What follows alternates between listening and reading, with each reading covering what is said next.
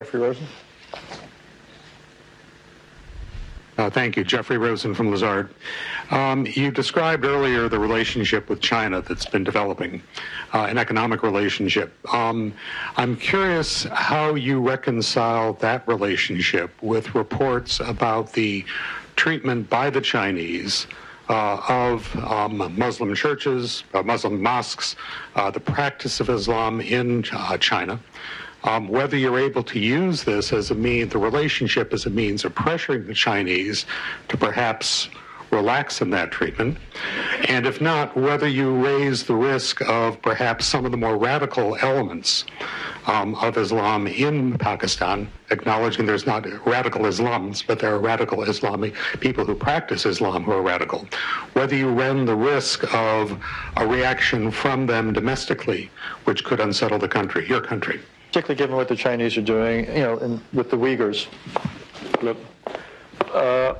with the Chinese, we have a special relationship, and any of, it's the way China functions, any of issues like these, we talk to them privately, we don't make public statements, because that's how China is. And I again repeat, China has come to a help when we were right at the rock bottom. So I would not publicly talk about it, but just, as someone who has taken over Pakistan 13 months ago, faced the biggest economic crisis, dealing with that. We have a problem in Afghanistan trying to settle that.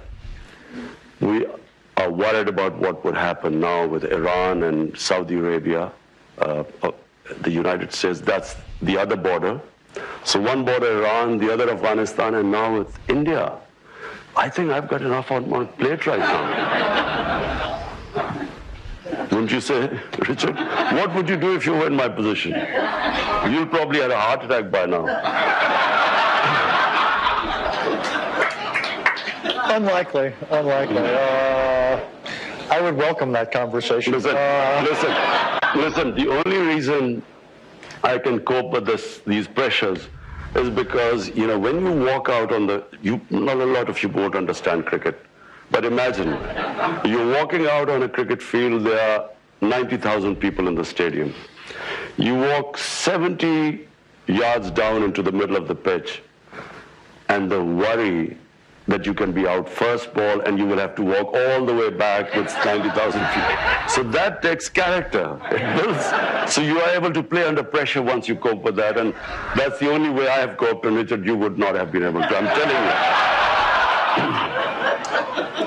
Every golfer knows what it's like at the first tee when the crowds are there. Golf is a piece of cake compared to this.